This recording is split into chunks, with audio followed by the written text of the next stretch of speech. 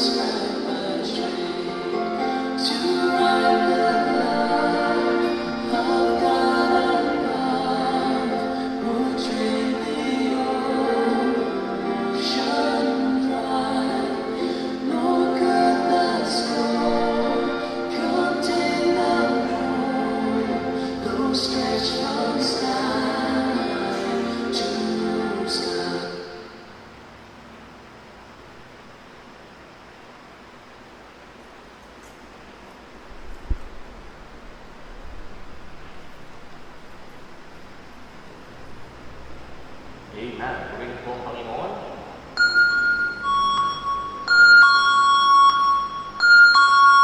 Ayun. Okay.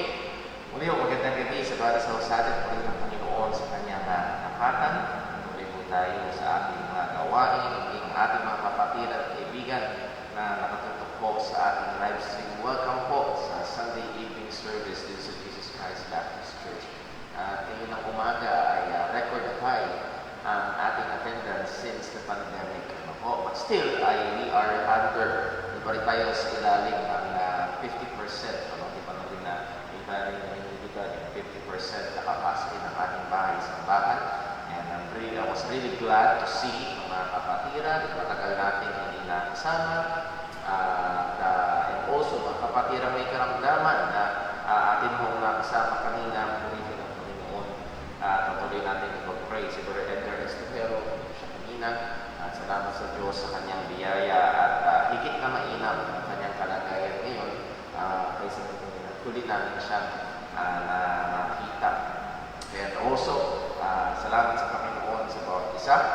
Maging sa ating evening service, gusto kong i-welcome or i-invite ang bawat isa ang ating gawain na hindi lamang po sa umaga, kundi maging sa evening. And if we are able to come, I would like to encourage ang ating mga kapatiran na tumulong.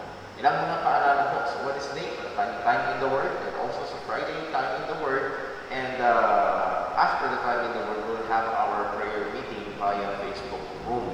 So nawa, tayo po ay magkasama-sama, even ang ating mga kapatiran na nakatutok po online sa ating live stream ay inimbitahan po natin mga kasama sa ating mga pulong panalangin via Facebook. And if we can host a watch party, magiging maganda po yun para po ang pangamarad ng mga ating mga gawain ay maaari din masubaybayan ng ating mga kaibigan sa Facebook. Okay? So, ilan lang po yun sa ating mga paalala. Pagod tayo mag-ingat, pagod tayo maging mabuting katiwala ng Ebanghelyo sa paraan ng ating pamumuhay, paggamit sa Diyos, sa pagkakayang nito, at nawa tayo po ay patuloy gamitin ng Diyos para sa Kanyang kapulitan. Ilan po yun sa ating mga paalala, at tayo nawa ay naghanda ngayon sa ating mong pagsamba sa Panginoon. Dadako tayo sa ilang minuto dahil sandali lang ang naglikat. Ito po'y para manalangin tayo, tawad ang mga ating mga kasalanan, at ihanda tayo ng Diyos para sa ating pagsamba sa Kanya. Tayo po ay manalangin.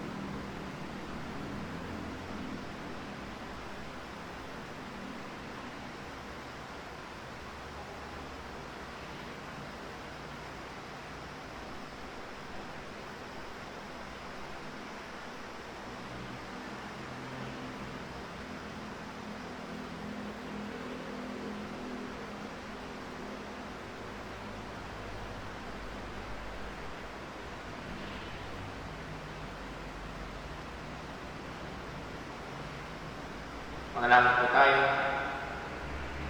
Aming Amang Diyos, dakilan ka na. Pinupuri ka namin. Pinasasalamatan ka namin. Minamahal ka namin. Sinasamba ka namin. At tunay, walang ibang Diyos maliban sa iyo. Walang ibang karapat-dapat na sambahin, purihin, salamatan at mahalin ng buong puso, buong isip, buong kaluluwa at buong lakas kung hindi ikaw lamang.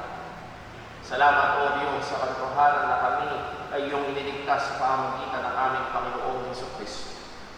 Salamat sa katotohanan, O Diyos, na ikaw ang nag-iingat sa amin. Salamat sa katotohanan na ang iyong biyaya ay laging sapat. Salamat sa katotohanan na kailanman ay hindi mo kami iiwan, hindi pababayaan. Lord, mga katotohanan ito ay aming naranasan at nararanasan patuloy sa aming mga buhay. Purihin ka. Salamat po. At ngayon, O Diyos, ihanda mo kami sa aming pagsamba. Bigyan mo kami, Panginoon, ng puso na may pagpapasakop sa iyong salita. Bigyan mo kami, Panginoon, ng tunay na puso na gustong luwalhatiin. Ibigay ang karapat-dapat na papuri sa iyong dakilang pangalan. Tulungan mo kami, O Diyos, lubha kami mahina. Ang daming umaagaw sa aming atensyon, lalo na sa aming mga kapatiran na nakatutok sa aming lives. Lord, tulungan mo po ang tunay na maging sa mga tahanan ay maialay sa iyo ang katampatan ng pagsamba. At nawa, O Diyos, sa katotohanan ito ay lalong magbigay sa amin ang pagnanasa na dumating na ang araw na kami ay lalong pang magkaroon ng kalayaan at kapagtinti. At kung di man, O Diyos, ay lalong magtulak sa amin sa pag-aasam. Sa panahon na kung saan ikaw ay darating at kami ay lumupulin, kami ay sasapiling mo magpakailanman at sasamba sa iyo ng walang anumang mga pagpipigil o walang anumang abala sa iyong presensya. O Panginoon, bigyan mo kami ng puso na may pagnanasa sa mga bagay. Ngayon, O Diyos, sa lahat ng aming gagawin, ikaw ang patuloy na maitaas. Nawa maging mabaw sa iyong harapan ang aming pagsamba. Awato na namin maialay, hindi lamang ang aming mga bibig, hindi maialay namin ang aming buong pagkatao bilang kain buhay.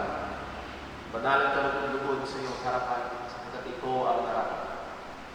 Ama, muli, ikaw ay karapat-dapat sa lahat ng ito.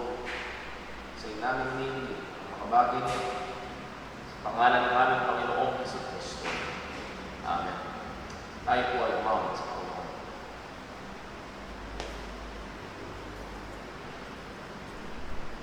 Tayo po gusto nyo, tayo po umawat. Waiting pa natin all hear the power of Jesus.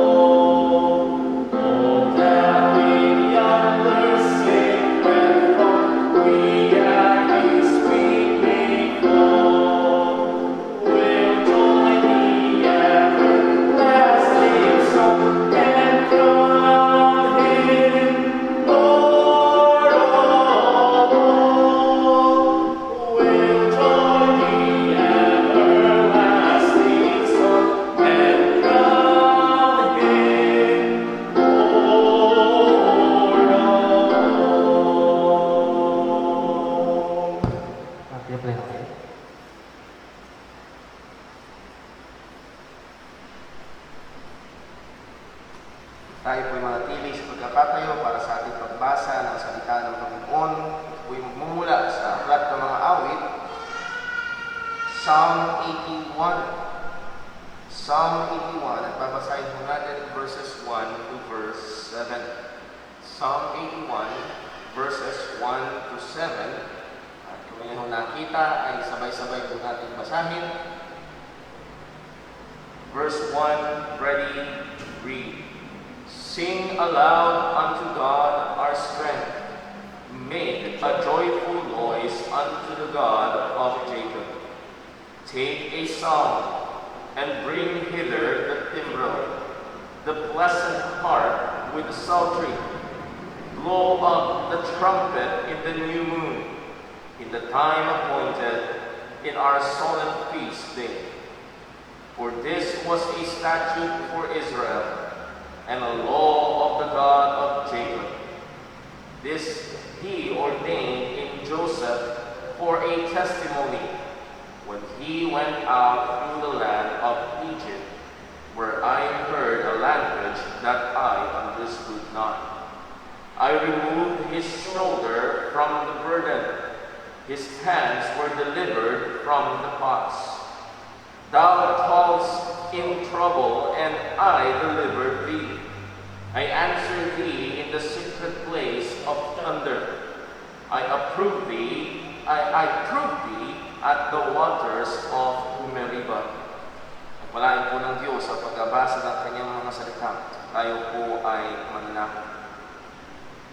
O amang Diyos, sa aming banal na Diyos, nabasa namin sa iyong salita na mula pa sa panahon ng iyong hinirang ng Israel ay kung sila'y tumatawag sa iyo ay naroon ang iyong pakikinig. Nandoon ang iyong pagtugon. Kaya Panginoon, nawa ang aming hiling. Tugunin mo ang aming panalangin. Pakinggan mo, O Diyos, ang aming dalangin sa iyo. Kailangan namin ang iyong biyaya. Kailangan namin ang iyong habag. Kailangan namin, Panginoon, ang iyong pagkilos sa aming mga buhay. Tunay malakas ang hatak ng sanlibutan. Tunay, Panginoon, nandun pa rin ang kita ng laman. Narito pa rin, O Diyos, ang mga nakatahang kasalanan sa amin. At oo, narito patuloy ang aming kaaway na Diablo na patuloy na sumusubok at gumagawa laban sa iyong mga hinirang. Panginoon, kailangan namin ng iyong biyaya. Kailangan namin ng iyong tulong. Kailangan namin, O Diyos, ang iyong patuloy na pagkilos sa aming mga buhay upang lalo kaming hubugin sa wangis ng Kristo. Kailangan namin ang iyong biyaya upang lalo kaming maging masipag pa sa gawain ng kabanalan. Kailangan namin ang iyong gabay sa iyong mga katotohanan upang lalo kaming lumago sa pagkaalam at sa pananampalataya. O Panginoon, samahan mo kami. Sapagkat tunay, hiwalay sa iyo, wala kaming magagawa. Ama, samahan mo kami sa gawain namin ngayong gabi. Ito nawa ang patuloy ng maluwalhati sa aming kalagitnaan. Salamat po sa iyong mga katotohanan. Salamat po sa iyong salita na aming nababasa at pag-aaral. Nawa, O Diyos, at patuloy na maging liwanag sa aming mga hakbang at ilaw sa aming mga landas. Patuloy itong makaluwalhati sa iyong dakilang Panginoon. Ingatan kami sa aming buong gawain na ito. Lahat ng dinalangin namin sa pangalan ng aming Panginoong Jesucristo. Amen.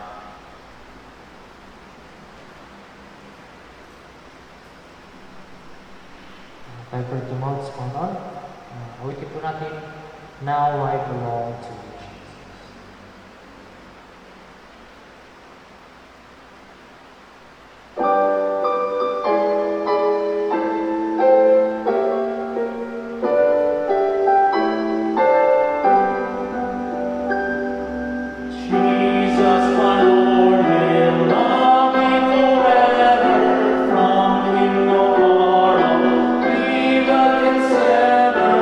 He gave his life to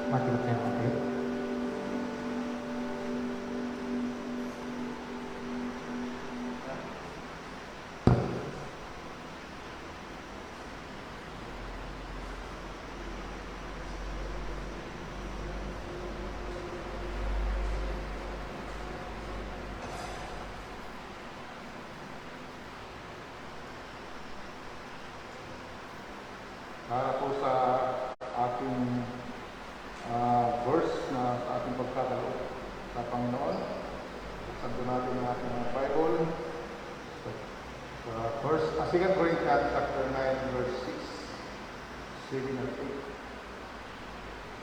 2 Corinthians chapter 9, verse 6, 7 and 8. Sabay-sabay natin basahin kung ang sinasabi. Ready, prayer. But this I say, he who restoreth sparingly shall reap also sparingly, and he who soweth bountifully shall reap also bountifully. Every man according as he purposeth in his heart, so let him give, not grudgingly or of necessity, for God loveth a cheerful giver. And God is able to make all grace abound toward you, that ye, always having all sufficiency in all things, may abound to every good work. Tayo po'y sandaling manalangin. Aming Amang nasa langit, papasalamat po kami, Panginoon, sa sandaling ito. Na kami, Panginoon, ay pong binigyan ng pagkakataon na kami, Panginoon, ay makapagsamba at makapagpuri, Panginoon, sa iyo, Panginoon. At makapagbigay, Panginoon, ng pagkakataon, Panginoon, na kami ay magbalik loob. Kakaloob, Panginoon, para po sa iyong gawain, Panginoon. Alam namin na ng Diyos na hindi nyo kailangan ng pira, Panginoon. Ngunit sa iyong gawain na ng Diyos, ito po ay kailangan, Panginoon, upang matustusan, Panginoon, ang pangangailangan, Panginoon, ng iyong Iglesia, Panginoon. Kaya, Panginoon, pagpalain mo po kami, nawa ang iyong Diyos. Itong aming gagawin ngayon, ito ay makapagbibigay ng papuri, Panginoon, sa iyong dakilang pangalan, Panginoon. Ito ay magiging mabangong samyo sa iyong banal na harapan, O Diyos. Pagpalain mo po ang bawat isa na makapag-participate, Panginoon, sa gawain nito, Panginoon. At tawanan kilang Diyos. Basbasan mo po ang tira na malilikom, nawa ito'y magamit sa pinakamainam na paraan, Panginoon, sa iyo pong Iglesia, Panginoon. Tulungan mo po kami, Panginoon, sa pagpatuloy, Panginoon, ng gawain nito, Panginoon. Maya-maya, Panginoon, ay kami ay mag-aaral kayo sa salita, Panginoon. Buksan mo po ang aming mga puso at isipan, ang aming mga mata, Panginoon, upang sa ganoon, Panginoon, nakita namin, Panginoon, maunawaan namin, Panginoon, ang ipong mensahe na pararating, Panginoon, ngayong gabi sa amin, Panginoon. O Diyos, alam namin, Panginoon, na kami ay kapos, Panginoon. Ngunit kami, Panginoon, ay umaasa, Panginoon, sa iyo pong magagawa sa aming buhay, Panginoon. Kaya, Panginoon, tulungan mo kami. Sabayan mo kami, Panginoon, na matapos po ang gawain na ito, Panginoon. Ipalain mo po, Panginoon, ang pastor, Panginoon, na siya pong magbibigay ng mensahe, Panginoon. Nawa kami ng Diyos, inanong siya ng karunungan, kalinuhan, Panginoon, upang malinaw, niyang mapahayag, Panginoon, ang iyo pong ipararating ng mensahe sa amin, Panginoon, ngayong gabi, Panginoon. O Diyos, tulungan mo kami, Panginoon.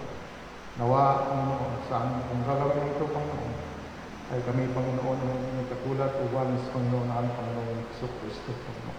Maraming po salamat po ang sa magdalangin sa pangalan ni Kristo Jesus. Amen.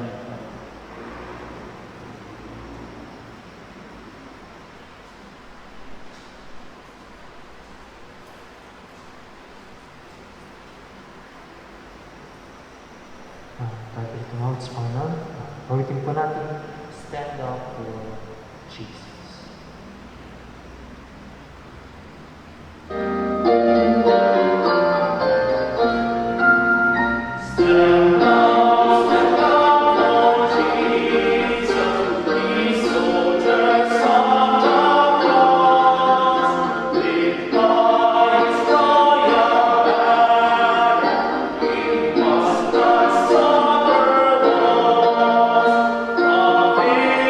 Victory on the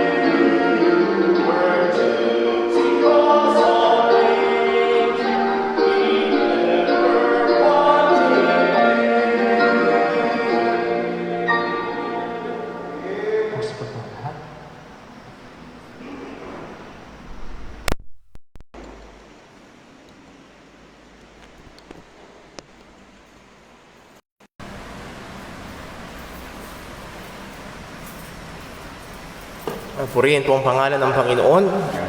Welcome po muli sa ating gawain, maging sa ating mga kapatiran na nakatunghay sa ating live stream.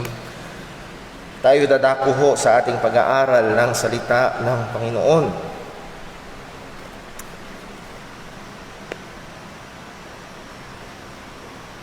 The Filipino is worth dying for.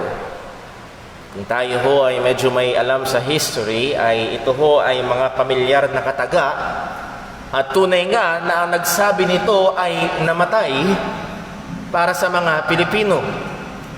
Wala hong iba ito kung hindi si Benigno S. Aquino Jr., isang dating senador ng ating bansa na matapang na tumayo laban sa rehimeng Marcos. Ngunit nung siya ay bumalik sa Pilipinas noong August 21, 1983, ay sa tarmac ng Manila Airport, Manila International Airport, nung time na yun, siya ay inassassinate. And ironically, after 4 years, yung airport na kung saan siya ay namatay ay ipinangalan sa kanya. But as he said, Filipino is worth dying for. Ngayon ho mga kapatid, mga kaibigan, ngayong gabing ito nais ko hong sabihin para sa ating mga mananampalataya, there is something that is infinitely worth than Filipino. Kung merong willing mamatay para sa Pinoy, willing mamatay para sa bansa, let me say a very true thing, that the gospel is worth dying for. Ang ebanghelyo ng ating Panginoong Hesukristo ay karapat-dapat kung kinakailangan ay pag-alayan ng ating buhay para ito ay pagtanggol, bantayan, at ipangaral sa ibang mga lugar. Yes, it is worth dying for. It is worth suffering for. At ito ang katotohanan na ibinibigay ni Pablo kay Timoteo sa ating pinag-aaralan. Timothy, be willing to suffer for the gospel. At ito ho ay ating babalikan sa 2 Timothy chapter 1. So I would like to invite you to open your Bibles please to 2 Timothy chapter 1 at babasahin ho natin verses 8 to verse 12. 2 Timothy chapter 1 verses 8 to verse number 12. Abergab, pakipindot mo lang ng isa yung spacebar. Ayan, okay na yan. Okay na, sobra. Balik mo ulit. Ayan, dyan lang. Thank you. 2 Timothy chapter 1 verses 8 to verse number 12. Kung yun nakita, babasahin ko ho. Pakisundan nyo sa inyong mga Biblia. Ito po ang salita ng Diyos.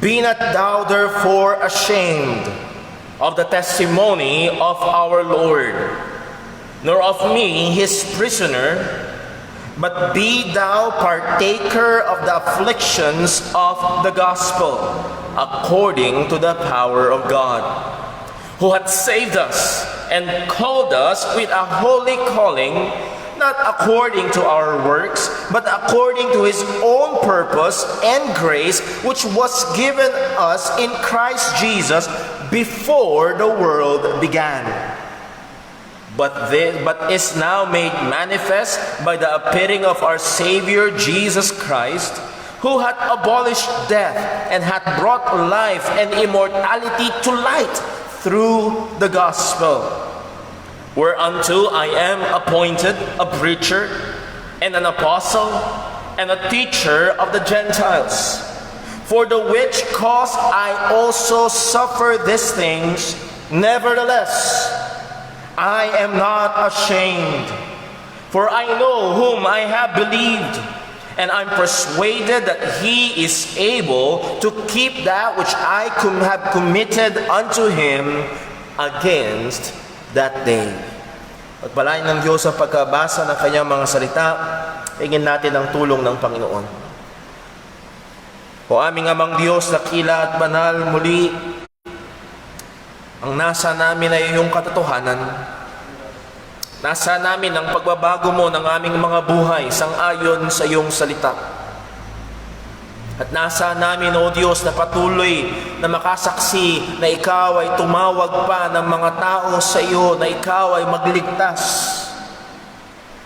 Kung loobin mo, O Diyos, ay patuloy ka ring tumawag ng mga dagdag na manggagawa na magiging kagamitan mo upang ang ebanghelyo ay matapang na ihayag sa iba't ibang mga lugar. O Panginoon, nawa kami bilang mga Kristiyano ay iyong masumpungan at mamuhay sa katotohanan that the gospel is worth suffering for. Ingatan mo kami, O Diyos, at nawa patuloy kang maluwalhati sa aming pong pag-aaral, pangangaral ng iyong salita. Mahabag ka sa akin bilang mangangaral. Dalangin namin ito sa pangalan ng aming Panginoong Hesukristo. Amen. Well, ito ho ang ating pinakamensahe, at actually this was supposed to be our message last Sunday night. At sa mga ating kapatiran na maaaring hindi nakatanggap ng aking text message, ay seemingly dito lamang sa Guyong, or dito lamang sa kahabaan na to ng Guyong, nawala ng kuryente. Sa banda pa roon ay meron, sa madudoon ng kay Bumbo ay meron. So wala tayong kuryente, wala tayong internet, at hindi tayo nakapagdaos. Actually, nagsiset up na tayo dito, and 10 minutes bago tayo mag-live stream ay naputol ang kuryente. So this is our message. Believers can endure the suffering that the gospel ministry brings only by the power and the grace of God. Ang mga mananampalataya ay kayang tiisin ang pagdurusa na dinadala ng matapat na ministeryo ng Ebanghelyo, at ito'y sa pamagitan lamang ng kapangyarihan at ng biyaya ng Diyos. Kung yung naalala, 2 Sundays ago, sinabi ho natin ang katotohanan na ang pangangaral ng Ebanghelyo ay tumatawag sa mga tao na magsisi sa kasalanan. Ini-expose ang katotohanan na ang tao ay patay sa kasalanan, at ang pangkatotohanan ng Ebanghelyo ay nagtuturo na ang taong patay sa kasalanan ay walang magagawa para iligtas ang kanyang sarili. Therefore, ito ay dumudurog sa kayabangan ng tao. Nagsusumigaw ang Ebanghelyo, hindi mo kayang iligtas ang iyong sarili, wala kang magagawa. It shows how utterly weak man is, kung ganong kahina ang tao. At tinatawag ng Ebanghelyo ang mga tao na sumampalataya kay Kristo, at kalakip nito ang pagpapasakop kay Kristo. Anong ibig sabihin? Ang mensahe ng Ebanghelyo ay kinamumuhian ng sanglibutan. Ayaw nilang aminin na sila'y makasalanan. Ayaw nilang aminin na sila ay may problema at mahina, at hindi nila kayang solusyonan ang problemang ito, at lalong-lalong ayaw nilang magpasakop kay Kristo. Sapagkat tunay ang sinabi ng salita ng Diyos, for the carnal mind is enmity against God, for it is not subject to the law of God, neither indeed can be. So Romans chapter 8 verse 7. So the preaching of the gospel is hated by the world. Maging ang mga tao, at siguro naranasan na ho natin ito, mga taong relihiyoso, mga taong nagpapakilalang mananampalataya ng Panginoon, at when you discuss the gospel, ay lumalabas ang kanilang pagkamuhi dito. Ano ang punto?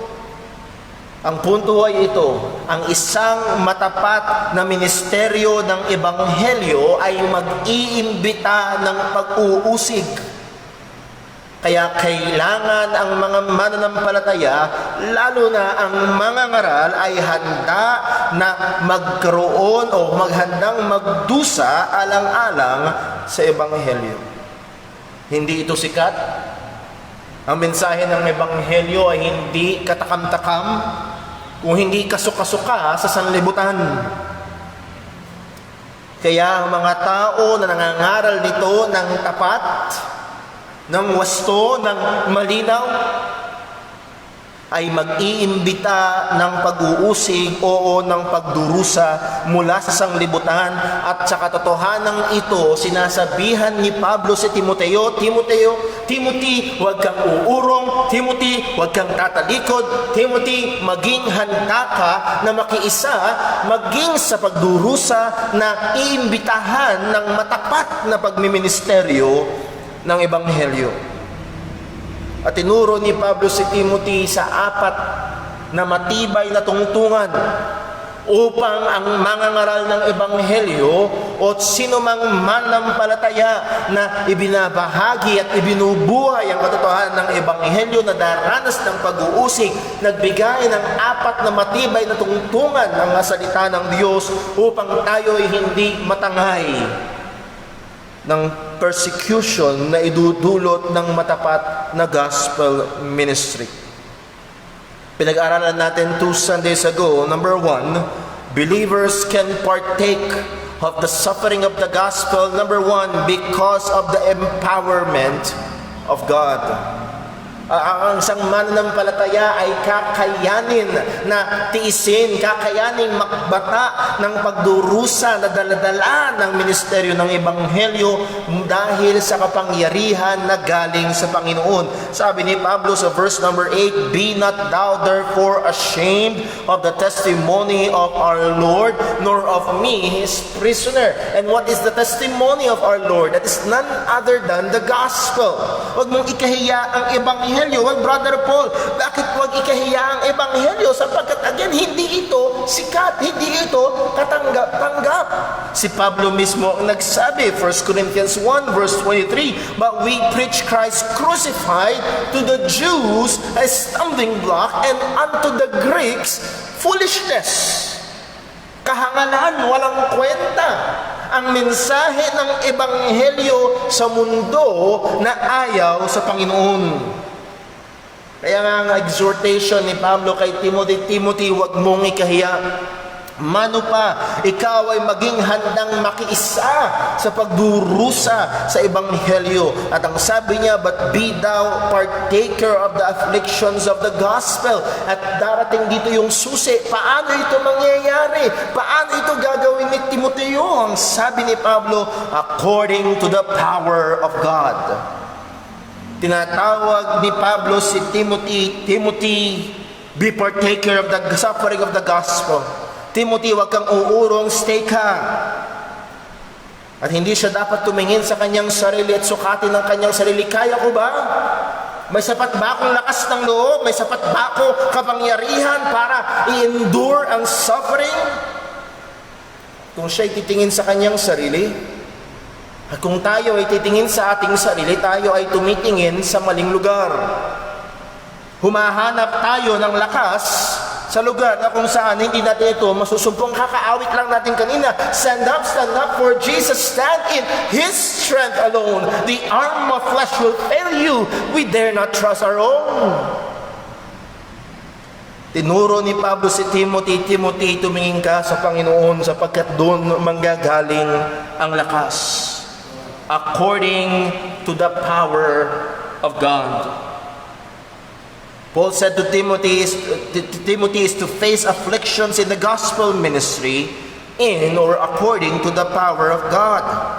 Kapag kinonsidera natin ang mga pag-uusig at kahirapan na masusumpungan o darating sa isang matapat na pamumuhay para kay Kristo at matapat na ministeryo o pangangaral ng Ebanghelyo, kinakailangan nating tumingin sa Diyos at hindi sa ating sarili upang makasumpong ng sapat na lakas o kapangyarihan upang magtiis at magbata ng mga kahirapan na idudulot nito. Merong tendency, lahat tayo ay may tendency to shrink from the suffering and persecution na dinadala ng ministeryo ng Ebanghelyo. Para bang nakakatakot, May mga pagkakataon na binabasa-basa ko ho ang librong, ang titulo ay Fox's Book of Martyrs, at ito'y record na kung saan libo-libong mga mananampalataya ang nagdusa ng kahindik-hindik na mga karanasan alang-alang sa pangalan ni Kristo. And there are times sa pag-iniisip, kung ako kaya yun, kung ako kaya yung pastor na kung saan nakatutok sa anak ko yung espada at sinasabi sa akin, ikaila mo sa Jesus. Kaya ko kaya? And again, pag tumingin tayo sa ating sarili, daglian nating masasabi, mukhang hindi ko kaya. Kaya nahandoon yung tendency natin na umurong, na umatras. Pero paano ito may endure? Ito ay sa pamamagitan lamang ng pagtingin kay Kristo. Ang sabi ho ng writer ng Hebrews chapter 12 verse 2, looking unto Jesus, the author and the finisher of our faith, who for the joy that was set before him endured the shame. Nahandoon na dapat tayo ay tumingin sa ating Panginoong Hesukristo. Umasa sa lakas na galing sa Kanya. Ang sabi ng Hebrews 4 verse 11, let us therefore come boldly unto the throne of grace, that we may obtain mercy and find grace to help in time of need. Ang tulong ay ibibigay ng Diyos sa oras ng pangangailangan. Maaaring sa ating sarili, pag tingnan natin, pag dumating sa akin ng pagdurusa na kagaya nun, baka hindi ko kayanin. At hindi ibibigay ng Diyos ngayon yung biyaya na kailangan mo para sa panahon na yun, ibibigay niya sa time na yun. So hindi tayo titingin sa ating sarili, titingin tayo sa ating Panginoon. Ano ang sabi ng book of Jude? Jude 1 verse 24, unto Him that is able to keep you from falling. At kapag nagbasa tayo ng history ng mga naunang mananampalataya sa atin, how were they able to endure? Itatali ka sa isang poste, gagatungan ng iyong paa, bubuhusan ng langis, at saka sisilaban. Simple lang naman para hindi mangyari yun. Ikaila mo si Jesus.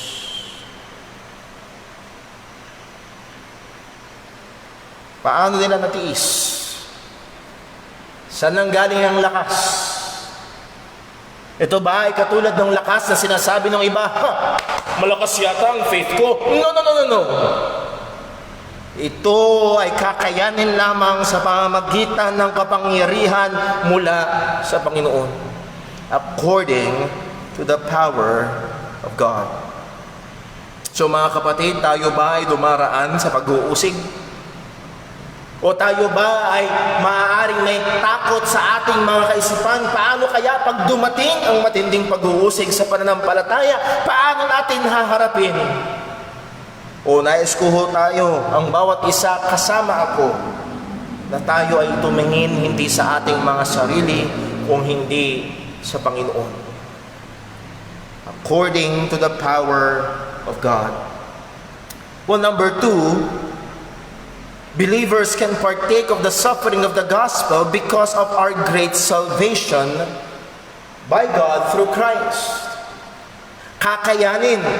Nandoon ang magiging able ang isang Kristiyano kapag kanyang binigyang pansin ang dakilang kaligtasan na ibinigay sa atin ng Diyos sa pamamagitan ng ating Panginoong Hesukristo.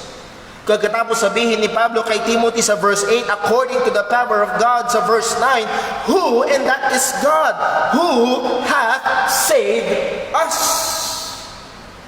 Itinuro at pinaalala ni Pablo kay Timothy, ang Diyos na ito ang nagligtas sa atin. Ang Ebanghelyo na ito ang nagligtas sa atin.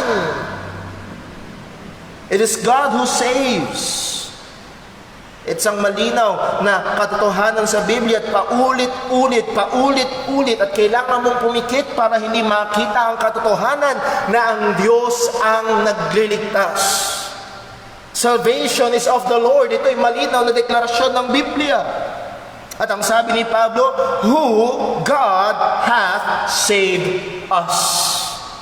Hindi tayo nililigtas ng sakramento, hindi tayo ililigtas ng 10 utos, hindi tayo ililigtas ng ating mga sariling gawa. Tayo ay iniligtas ng Diyos who hath saved us. This is the true salvation na tinuturo ng Biblia. But before I go off yonder sa atin hong pag-aaral, let me ask the question, are you saved? Sa atin hong mga kaibigan na panonood sa atin online, are you saved? Naranasan mo na ba itong sinabi ni Pablo, God who saved us? Are you saved by God? Have you experienced true salvation? Ito ay sa pamamagitan lamang ng pananampalataya sa Kanya na namatay, inilibing at muling nabuhay, sa Kanya na sinugo ng Ama upang magligtas. Now, He is not just the God who saved us. Ang sabi ni Pablo, who hath saved us and hath called us with a holy calling. At pinag-aralan natin ito 2 Sundays ago, hindi natin bibigyan ng maraming panahon, but sufficient to say that this is pertaining to God's effectual calling. Hindi ito calling sa vocation, o calling sa anong dapat mong gawin sa iyong buhay Kristiyano, kundi this is God's effectual call. Ang sabi ni Jesus sa John chapter 10 verse 27, my sheep hear my voice. Kapag ang isang tao ay tupa ni Kristo at narinig ang tawag ng Ebanghelyo, he will hear the gospel call. Ang sabi ho ng Apostol Pablo sa Romans 8 verse 29, for whom He did foreknew, He did also predestinate to be conformed to the image of His Son, that He might be the firstborn among many brethren. Verse 30, moreover, whom He did predestinate, them He also called, and whom He called, them He also justified. Listen, those who are predestinated, they are called, and those who are called, they are justified. Walang mawawala. Walang mahuhulog. It is effectual. Those who are called will be justified. Sila ay tutugon at sasampalataya at sila ay maliligtas. Ang sabi ho ni Pablo, malinaw, not according to our works, hindi nakabase sa ating mga gawa, hindi nakabase sa ating mga performance. Ang sabi niya, but according to His own purpose and grace. Ang basihan ng Diyos ng pagliligtas sa atin, ang basihan ng Panginoon sa pagtawag niya sa atin ay hindi ang ating gawa, kung hindi ang Kanyang sariling kalooban, ang Kanyang sariling pasiyaya. Hindi siya tumingin kung sino ang mababait, sino ang mga cute. Kundi siya sa kanyang sarili ay nagdesisyon, ililigtas ko siya. At ang sabi pa ni Pablo sa verse number 9, which was given us in Christ Jesus before the world began. Ito ay binigay sa atin, ito ay itinakda na sa atin ng Panginoon bago pa mangyari ang sanlibutan. Now, if you remember 2 Sundays ago, sinabi ho natin, this does not mean eternal salvation. Merong naniniwala sa that is we are eternally saved. That is not true. But God had already decided from eternity to save us. Nagdesisyon na ang Diyos bago pa itatag ang sanlibutan na tayo ay iligtas. Pumili na siya, humirang na siya, at dinesisyonan niya na, ililigtas ko sila. Sabi ho ni Pablo sa Ephesians chapter 1 verse 3, blessed be the God and the Father of our Lord Jesus Christ, who hath blessed us with all spiritual blessings in heavenly places in Christ. Verse 4, according as He hath chosen us in Him, kailan? Before the foundation of the world. Ang pagpili sa atin ng Panginoon ay bago pa itatag ang sanlibutan. Pinili niya na tayo kahit hindi pa tayo pinapanganak. Again, yung pag-aaral natin kaninang umaga, alam ng Diyos ang lahat ng bagay, maging ang hinaharap. Alam na niya ang kanyang gagawin. Hindi siya nanghuhula, hindi siya nagbabago ng plano, depende sa gusto ng tao, sa reaksyon ng tao. No. Ito ay nakaplano at ginagawa niya ang sang-ayon sa kanyang mabuting kalooban. And that's a verse 10. So this is medyo bumaling si Pablo. We had a quick view of eternity past. But now, sabi ni Pablo, but is now. So, ang plano ng Diyos, ang paghirang ng Diyos ay mula pa ng walang hanggan, but is now made manifest by the appearing of our Savior, Jesus Christ. Itong kaligtasan na ito na dinisenyo ng Diyos, itong kaligtasan na ito na dinesisyonan ng Diyos ay naging malinaw na kita nung pagdating ng ating Panginoong Jesucristo. At alam natin kung ano nangyari sa ating Panginoong Jesus. Siya'y namatay para sa ating mga kasalanan, nalibing at muling nabuhay, at sa ginawa na ito ng ating Panginoong Jesucristo, He hath abolished death. Kanyang ginapi ang nung siya ay nabuhay muli, natalo ang kamatayan, at lahat ng nakay Kristo ay may pagtatagumpay sa kamatayan. He had abolished death. And not only abolished death, but had brought life and immortality to life through the gospel. Hindi lamang ginapi ang kamatayan, kung hindi inilabas, pinakita, i-display ang walang hanggang buhay sa pamamagitan ng Ebanghelyo. O mga kapatid, mga kaibigan, ang mga tao ay takot na takot sa kamatayan. So much so na bilyong-bilyong dolyar taon-taon ang inuubos para sa gamot, sa medisina, sa R&D, research and development, sa patuloy na pagpapahaba ng buhay. Meron pang mga nag-iisip ng cloning at ililipat yung kaisipan mo doon sa clone para magpapatuloy ka ng buhay. Ayaw ng taong mamatay, gustong mabuhay ng walang hanggan, at sila'y nag-iisip pa rin, naghahanap pa rin ng kaparaanan. Oo mga kapatid, hindi na tayo maghaharap ng kaparaanan. It is through the gospel. Pero hindi ito yung buhay na iniisip nila na gusto nilang gawin at magagawa nila yung nasa nila. It is through the gospel. So anong punto? We can willingly face affliction for the gospel, or even death because of the gospel, because we have a great salvation and has secured for us eternal life. Maaari nating tiisin ang pagdurusa, oo, harapin maging ang kamatayan dahil at para sa Ebanghelyo, sapagkat ang Ebanghelyong ito ay nagbigay sa atin ng pagtatagumpay sa kamatayan at nagbigay sa atin ng buhay na walang hanggan. Hindi ko na maalala kung sino nagsabi, pero gumawa siya ng isang likhang isip na tila baga talastasan sa pagitan ng mga Pariseo at ni Lazaro pagkatapos siyang buhayin muli ng Panginoon. Naalala niyo si Lazaro? Binuhay muli ng ating Panginoong Jesucristo, at siya isang matinding kapahayagan kung sino ang ating Panginoong Jesus. At doon sa likhang isip na kwento na yon, ang sabi ng mga Pariseo ay ikaw ay tumahimik, huwag kang magpatutuo patungkol kay Kristo. At ang sabi daw ni Lazaro, anong gagawin niyo sa akin? Papatayin niyo ako? Been there, done that. Nagawa na yun, nangyari na yun, naranasan ko na, at ako ay nabuhay muli. Binuhay ako muli ni Kristo. O muli, hindi ko sinasabing walang sakit sa kamatayan.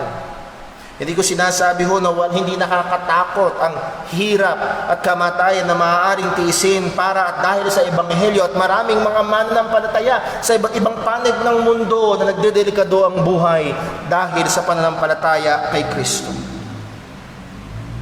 Pero tayo kung sabihin sa pamamagitan ng Ebanghelyo ay pwedeng harapin ng mananampalataya, oo, ng mangangaral ng ebanghelyo ang kamatayan at pagdurusa dahil meron ng pagtatagumpay laban dito. At ito ay sa pamagitan mismo ng ebanghelyo na kanyang pinapangaral. And then number 3, so yun yung review natin nung nakaraang Sunday, 2 Sundays ago. Number 3, verse number 11. Believers can partake of the suffering of the gospel because of our appointment by God. Ang mananampalataya ay maaari at kaya at kinakailangan makiisa sa pagdurusa para sa ebanghelyo dahil sa pagtatalaga sa atin ng Diyos. At ang sabi ni Pablo sa verse 11, whereunto I am appointed a preacher. Walang sabi niya whereunto at doon. Saan doon? Walang sabi niya sa verse number 10, through the gospel. And sabi ni Pablo, he is an appointed preacher of the gospel, the good news, the saving work of our Lord Jesus Christ. At sino ang nag-appoint? Sino ang nagtalaga kay Pablo? Ang sabi ng salita ng Panginoon, sabi mismo ni Pablo sa 1 Timothy chapter 1 verse 1, Paul, an apostle of Jesus Christ, by the commandment of God, our Savior and Lord Jesus Christ. Sa Galatians 1:1, sabi ni Pablo, Paul, an apostle, not of men, neither by men, but by Jesus Christ and God the Father. So, sino nagtalaga kay Pablo para maging apostol, mangangaral ng ebanghelyo? Well, walang iba kung hindi ang Diyos mismo. Alam natin ang kwento ng buhay ni Pablo. Isa siyang persecutor ng pananampalatayang Kristiyano. Sangayon sa kanyang sariling salita, he wasted the church of Christ. Ngunit itong taong ito, na talagang nakaset para wasakin, tugisin ng mga Kristiyano, ay pinili ng Diyos. Hinirang ng Panginoon. At ang sabi niya kay Ananias, nung niligtas ng Panginoon si Pablo, doon naalala niyo sa Acts chapter 9, at nabulag si Pablo at inutusan ng Panginoon ang isang mananampalataya na si Ananias, at sabi ng Panginoon, Ananias, punta ka doon, punta ka sa lugar na yun, hanapin mo si Pablo of Tarsus, at ang sabi ni Ananias, Lord, kilala ko yun eh. Alam ko yung pangalan na yun eh. Taga-usig yun eh. Pero ang sabi ng Panginoon kay Ananias, verse 15, Acts chapter 9, but the Lord said unto him, Go thy way, for he is a chosen vessel unto me, to bear my name before the Gentiles and kings and the children of Israel, for I will show him how great things he must suffer for my name's sake. Siya ay piniling sisidlan. Siya ay hinirang.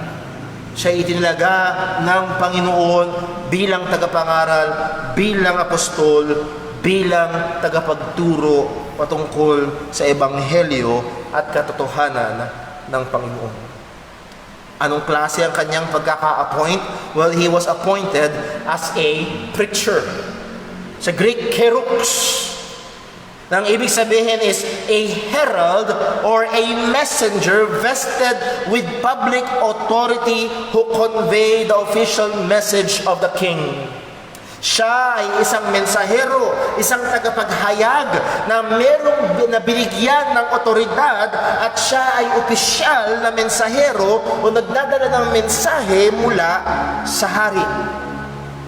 Pagdating sa bagong tipan, pagdating sa usapan ng ebanghelyo, ang preacher is one who is an ambassador of God. Nirepresenta ang Diyos. Siya ang tagapagpahayag ng salita ng Diyos. Siya ang tagapagdala ng balita mula sa Panginoon. Siya ang tagapagdala ng mabuting balita ng kaligtasan. He is a preacher. At walang ibang ginawa si Pablo kahit saan siya mapunta but to preach the gospel.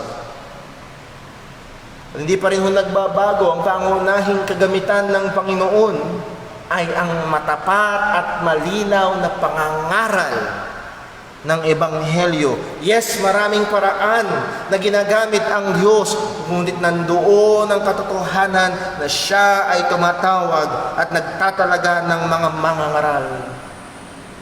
Not just as a preacher, but also as an apostle. Ibig sabihin ng apostle, technically speaking, is a delegate, a messenger, one sent forth with orders. Siya ay isang mensahero, delegado, pinadala para tupdin ang mga inutos sa kanya. Well, sa Biblia, at ang pagkakagamit dito ni Apostol Pablo ay may pagiging spesipiko. Ito ay may kinalaman sa pagiging apostol ng ating Panginoong Hesukristo. Maraming nagtapanggap na apostol sa panahon natin ngayon, pero merong mga partikular na apostol, mga official revelation bearer ng ating Panginoong Hesukristo para sa kanyang iglesia. At walang iba yun kung hindi ang 12 apostol at kasama dito si Apostol Pablo. And then also, he's not just a preacher, an apostle, but also a teacher of the Gentiles. Word teacher, didaskalos, meaning one who teaches concerning the things of God. Siya'y nagtuturo, pinapaunawa niya ang mga katotohanan ng Panginoon. At nagbigay ng particularity si Apostol Pablo dito, teacher of the Gentiles. This is Paul's unique ministry kumpara sa ibang mga apostol. Si Apostol Pablo ang nag-iisang apostol na partikular na pinili ng Diyos at tinalaga ng Diyos na maging tagapangaral, tagapagturo at apostol sa mga hentil. Now, gusto ko lang hong i-remind sa atin, at malinaw ho ito, sinabi ho ni Pablo sa Romans chapter 11 verse 13, "For I speak to you Gentiles, inasmuch as I am an apostle of the Gentiles, I magnify mine office." So alam ni Pablo, yun ang kanyang trabaho, yun ang kakaibahan ng kanyang ministeryo. Pero nais ko lang sabihin dalawang importanteng bagay. Una, hindi ibig sabihin nito na si Pablo ay nagministeryo sa mga hentil lamang. Malinaw doon sa binasa natin kanina sa Acts 9 verse 15, ang sabi ng Diyos, "Go thy way, for is a chosen vessel unto me to bear my name before the Gentiles and kings and the children of Israel." Hindi lamang siya nangaral sa mga hentil, nangaral din si Pablo sa mga Hudyo. At actually, pag binasa natin ang Book of Acts, inuuna pa ni Pablo ang mga Hudyo bago siya mangaral sa mga hentil. Yun ang kanyang ugali. Malinaw yan sa Acts chapter 17 verses 1 to 3. And then pangalawang katotohanan na gusto kong maging malinaw ho sa atin, it does not mean that we only listen to Paul. At meron ho mga nagtuturo ng ganitong bagay na dahil daw si Pablo lamang ang apostol para sa mga hentil, ang kailangan at dapat lang daw pakinggan ng mga hentil na Kristiyano ay si Pablo lamang. They go so much as to say na iba ang kaligtasan para sa mga Hudyo na pinangaral ng ibang mga apostol at iba rin naman daw ang paraan ng kaligtasan para sa mga hentil na pinangaral exclusively ni Pablo. And that is very, very wrong. At yung kanilang sinasabi na si Pablo lamang ang dapat nating pakinggan at hindi ng ibang mga manunulat ng kasulatan is a self-defeating argument or proposition. Sapagkat ang sabi mismo ni Pablo sa 2 Timothy 3:16, all scriptures, and that is the totality of the Bible, is given by inspiration of God and is profitable for doctrine, for reproof, for correction, for instruction in righteousness. So yes, sige, pakinggan mo si Pablo at ang sabi ni Pablo, all scripture, hindi lang yung sinulat niya. So yes, he is an apostle to the Gentiles. He is a preacher, a teacher of the Gentiles, pero hindi ito nangangahulugan na exclusive lamang tayo kay Pablo. So ito ang calling ng Panginoon sa kanya. Ito ang panawagan ng Diyos kay Pablo. Siya ay tinawag ng Diyos at itinalagaan ng Panginoon, hinirang ng Panginoon para maging apostol, mangangaral at tagapagpatuloy sukuin at ang pangunahin niyang daladala ay walang iba kung hindi ang ebanghelyo ng ating Panginoong Hesukristo. Dahil ito ang aking trabaho, ito ang binigay sa akin ng Panginoon, ito man ay gawain na mag-iimbita ng pag-uusig, ito man ay gawain na mag-iimbita ng pagdurusa. Kailangan kong gawin ito sapagkat ito ang trabaho ni atang sa akin ng Diyos.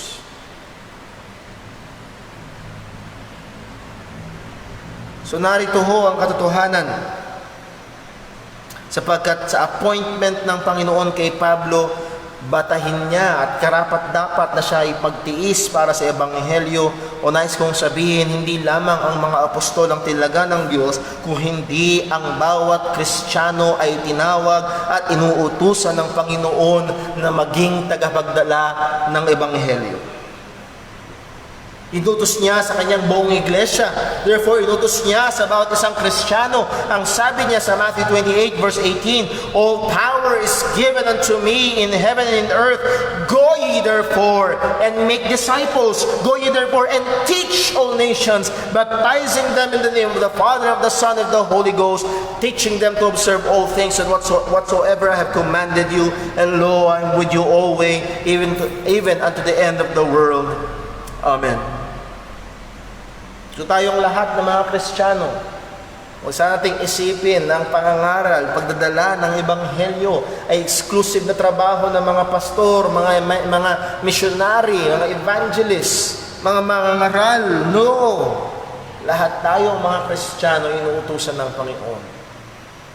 Just for an example, let's look at 1 Thessalonians. 1 Thessalonians chapter 1. Buksan po natin. 1 Thessalonians chapter 1, verse 5. At narito ang isang magandang halimbawa ng church at Thessalonica.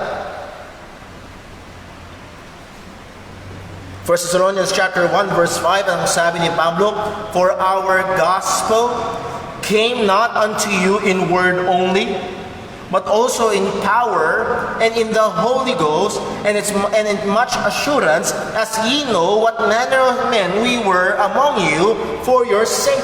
So nire-recall ni Pablo kung paano ang Ebanghelyo ay dumating sa Thessalonica. Matindi. Andoon ang kakaibang kilos ng kapangyarihan ng Panginoon sa ibang mga lugar. It takes months, even years of ministry. Alam niyo sa Thessalonica, ganun katagal? 3 weeks. 3 Sabats lang. 3 weeks. Nandun sila Pablo at dahil may persecution, umalis agad sila. Pero yung church ay nabuo. It is an amazing testimony of the power of God.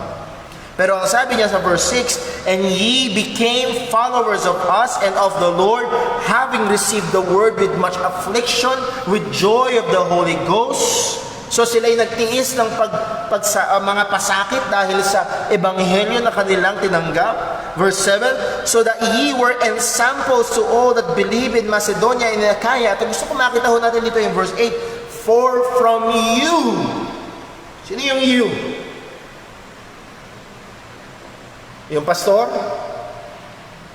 Yung missionary? O yung buong church sa Thessalonica? That's the whole church. "For from you sounded out the word of the Lord, not only in Macedonia and in Achaia, but also in every place your faith to God, the word is spread abroad, so that we need not to speak anything." Siguro isang araw, napunta si Apostol Pablo sa Macedonia. Sabi niya, share niya yung isang tao, gusto ko ipakilala sa iyo si Jesus. Ay, kilala ko na si Jesus. Paano mo nakilala si Jesus? Yung mga taga-Thessalonica. Yung mga tagasunod ni Kristo, yung mga Kristiyanos, yung mga Christian Thessalonica. Nakarating dito at nakausap ko sila at binahagi nila sa akin ang salita ng Panginoon. So this is not a pastor missionary exclusive job. Ang paghahayag ng Ebanghelyo, ang pagdadala ng salita ng Diyos ay trabaho ng bawat isang Kristiyano. At dahil dito, tayo ay dapat maging handa. Kung tayo sa loobin man ng Panginoon ay dumanas ng pagdurusa, alang-alang sa Ebanghelyo, sapagkat tayo ay itinalaga dito. And yes, kamumuhian ng sanlibutan ng mensahe na ating daladala, pero nais kong ipaalala sa bawat isa sa atin, again coming from Matthew 28, ang sabi ni Jesus, "Lo, I am with you always." Sa tuwi na tayo ay nagmiministeryo at matapat at matyaga at matapang na ipinapangaral ang Ebanghelyo ng ating Panginoong Kristo, I am with you. I am with you. Kasama natin siya na nagsugo sa atin. So let me ask the question. Atin ho bang ginagawa ang trabaho na ibinigay sa atin ng Panginoon? Yes, hindi lahat ay tinawag para tumayo sa likuran ng pulpit at mangaral. Pero lahat tayo ay tinawag para sumaksi para sa ating Panginoong Hesukristo. Sa katotohanan na siya'y namatay sa krus para sa ating mga kasalanan at muling nabuhay para magligtas ng mga makasalanan. Tayo ba ay tapat sa trabaho na ito na kung saan tayo ay tinawag? Well, lastly, point number 4. So una, believers can partake of the suffering for the gospel because of the empowerment from God or of God. Number 2, because of the great salvation we have from God through Jesus Christ. And number 3, because of our appointment by God. Tinalaga tayo ng Diyos sa gawain ito. Number 4, ang mga mananampalataya ay kaya at dapat makibahagi sa pagdurusa para sa Ebanghelyo dahil sa pag-iingat o pagpepreserba ng Panginoon. Because of our preservation by God. Ang sabi ni Pablo sa verse 12, again, isa itong pamilyar na talata. At meron pa tayong awitin sa ating hymnal. For I know whom I have believed, and I'm persuaded that He is able. And alam niyo na ho yung kasunod. Ang sabi ni Pablo sa verse 12, for the which cause I also suffer these things. Nevertheless, I am not ashamed. For I know whom I have believed, and I'm persuaded that He is able to keep that which I have committed unto Him against that day. Anong sabi ni Pablo? For the which cause I also suffer these things. For what cause? For the cause of preaching the gospel. Dahil siya ay itinalagang tagapangaral, itinalagang apostol, itinalagang tagapagturo ng Ebanghelyo para sa mga hentil, at dahil dito, He suffered these things. By the way, nung sinulat niyang 2 Timothy, nasaan siya? Nasa kulungan at hinihintay na ang pagbitay na darating. Just to give us some idea sa these things na sinuffer ni Pablo, buksan natin sa 2 Corinthians. 2 Corinthians chapter 11.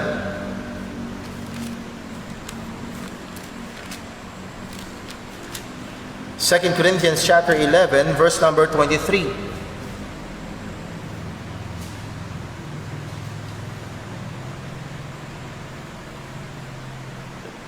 2 Corinthians 11, verse 23, anong sabi?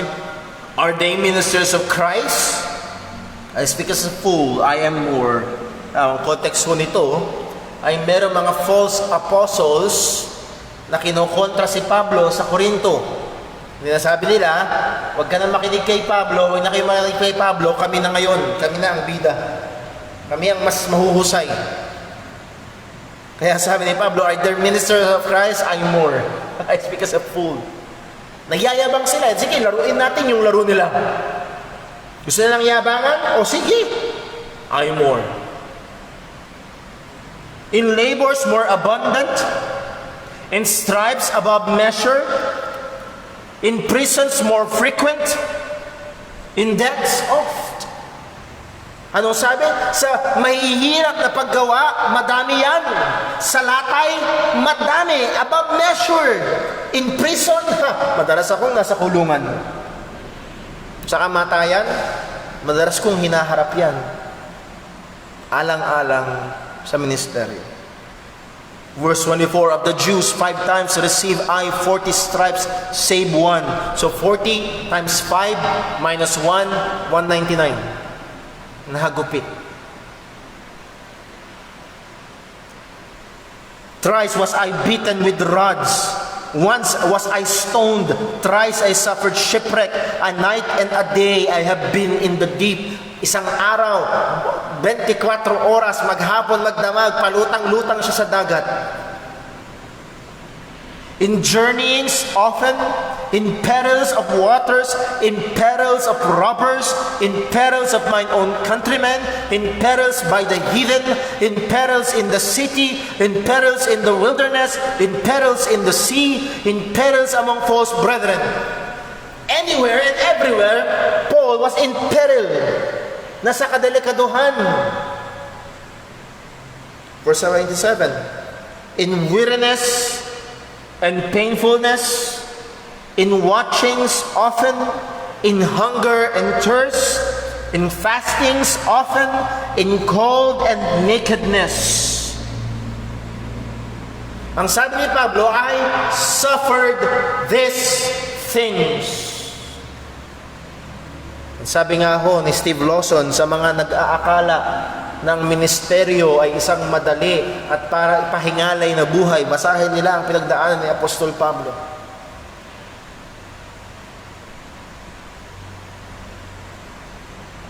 Pero ang sabi niya, kahit pinagdaanan niya ang lahat ng bagay na ito, nevertheless, I am not ashamed.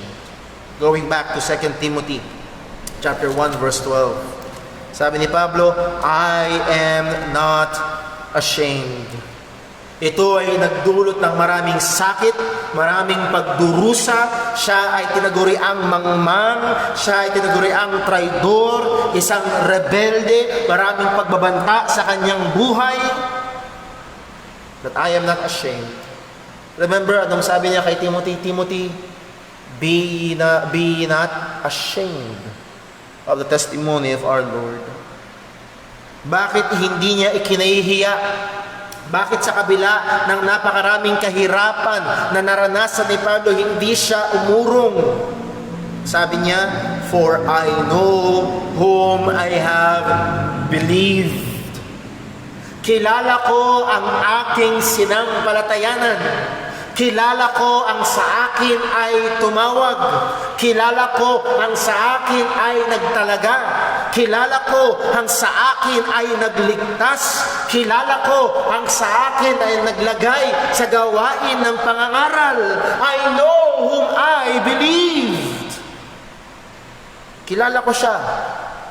Siya ay isang tapat na Diyos. Siya ay isang mabuting Panginoon. Ang kanyang salita ay totoo. Ang kanyang mga pangako ay sigurado. I know whom I believed. Hindi tumingin si Pablo sa gobyerno at naghihintay siya ng indikasyon na pabuti na ang sitwasyon. Alam niyo ho, mayroong mga tao na willing magbata ng kahirapan kasi may nakikita sila, mukhang may mangyayari sa hinaharap at mukhang gaganda rin naman, kaya sige. Hindi doon nakatingin si Pablo, kundi siya ay tumingin sa Diyos na kanyang sinasampalatayanan. At ang sabi niya, and I am persuaded that He, God, is able to keep that which I have committed unto Him against that day. Now, meron hong mga mangangaral ng Biblia na ang basa nito sa Greek, well, it can be both. Pero ang sabi ng iba, ang tingin nila dito ay hindi yung pinagkatiwala ni Pablo, kundi yung pinagkatiwala ng Diyos kay Pablo. And when you read the Greek, it can mean that way, which is the gospel.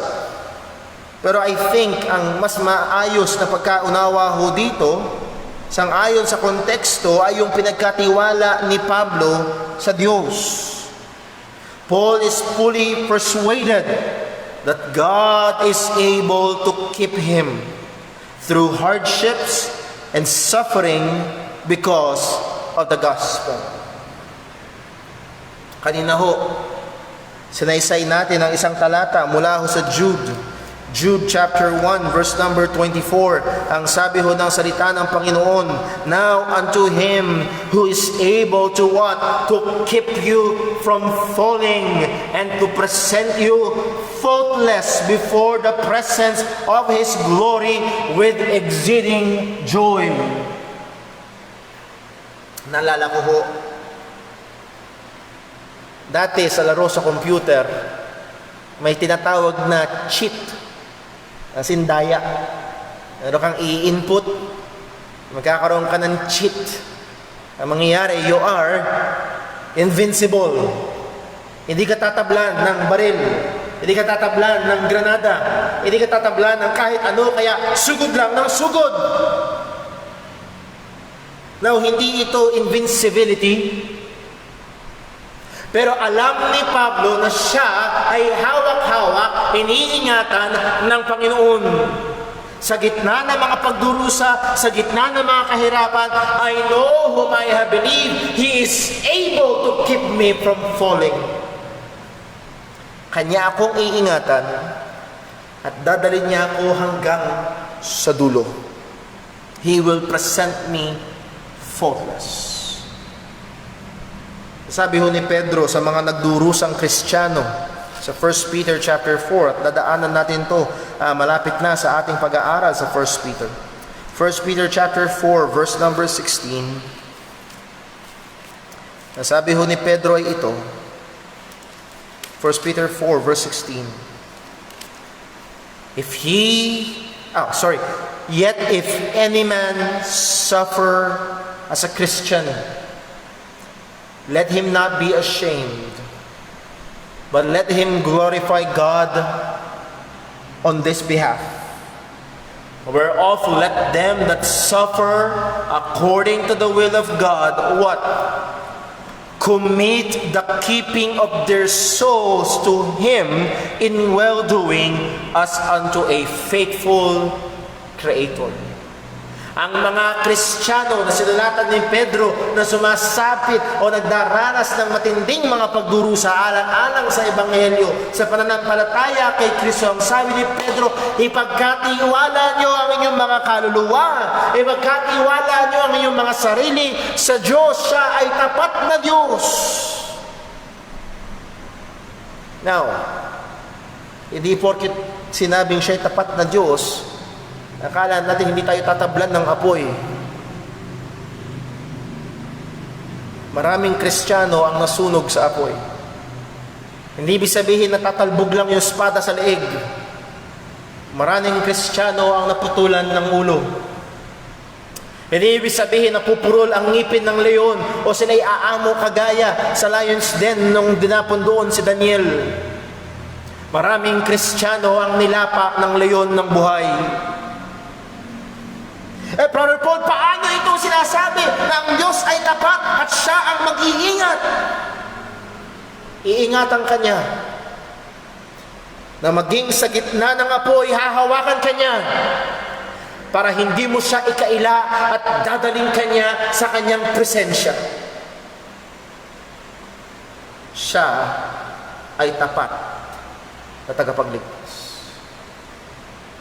I know whom I have believed, and I'm persuaded that He is able to keep that which I have committed unto Him against that day.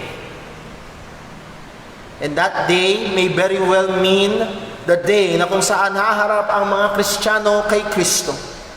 At tayo magbibigay sulit sa ating mga ginawa upang tumanggap ng ating mga gantimpala. Ang sabi ni Pablo sa chapter 4 verse 8, 2 Timothy, buksan po natin, 2 Timothy chapter 4 verse 8. Henceforth, simulan natin sa verse number 6, for I am now ready to be offered, and the time of my departure is at hand. I have fought a good fight. I have finished my course. I have kept the faith. Naingatan ko na panatili akong tapat sa gitna ng mga pagdurusa. Anong sabi ni Pablo sa verse 8? Henceforth, there is laid up for me a crown of righteousness, which the Lord, the righteous judge, shall give me at that day, and not to me only, but unto all them that love His appearing. Nandoon ang Diyos na matapat. Siya ang mag-iingat. Ang Kristiyano man ay humarap sa pagdurusa dahil sa Ebanghelyo. Ang pwede itong harapin ng mga mananampalataya sapagkat ang Diyos ang nagpreserba, ang nag-iingat sa atin. Yes, pag tinignan mo yung apoy, kaya ko kaya? Yes, pag tinignan mo ang bunganga ng leon, baka ako ay bumigay. Yes, kapag nakita mo na ang espada na pumagsak, baka ikaw ay matukso. Pero yes, pag tumingin ka sa iyong sarili, hindi mo kaya. Kaya tuloy-tuloy, sana ho makita nyo ang laging effort ni Pablo because of the empowerment by God, because of our great salvation through God, because of our appointment by God, because of our preservation from God. It is God, God, God, God. Paano haharapin ng Kristiyano ang pagdurusa at pag-uusig dahil sa ministeryo ng Ebanghelyo through God? Hindi sa ating mga sarili. At mga kapatid, nais ko hong sabihin sa atin, tumingin tayo sa Diyos. Huwag tayong tumingin sa ating mga sarili. Huwag tayong tumingin sa ating mga karanasan, kundi tumingin tayo sa Diyos. Kung tayo man ay daranas ng pag-uusig, pagdurusa alang-alang sa Ebanghelyo, kung isang tao man mula sa ating iglesia ay tawagin ng Panginoon para dalhin ng Ebanghelyo sa ibang mga lugar, sumapit man ang mga kahirapan, tumingin ka sa Diyos. Kung ikaw ay isang asawa na merong kasama mo sa bahay ang isang hindi mananampalataya at tila baga napapagod ka na sa pag-witness ng Ebanghelyo, tumingin ka sa Panginoon.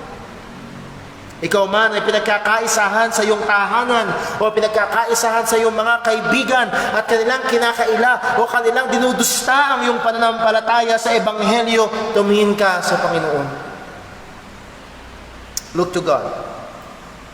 Doon lamang natin masusumpungan ng lakas para tayo ay magbata ng pagdurusa alang-alang sa Ebanghelyo ng ating Panginoong Hesukristo.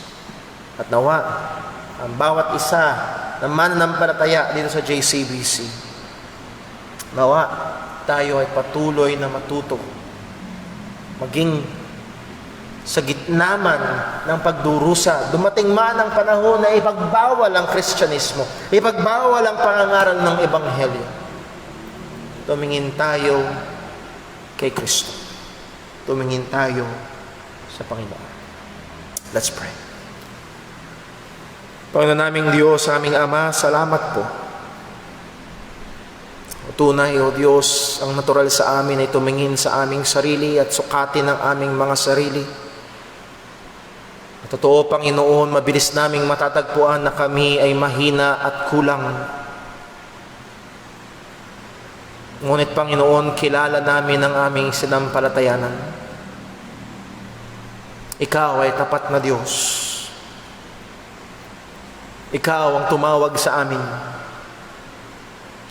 Ikaw ang nagtalaga sa amin.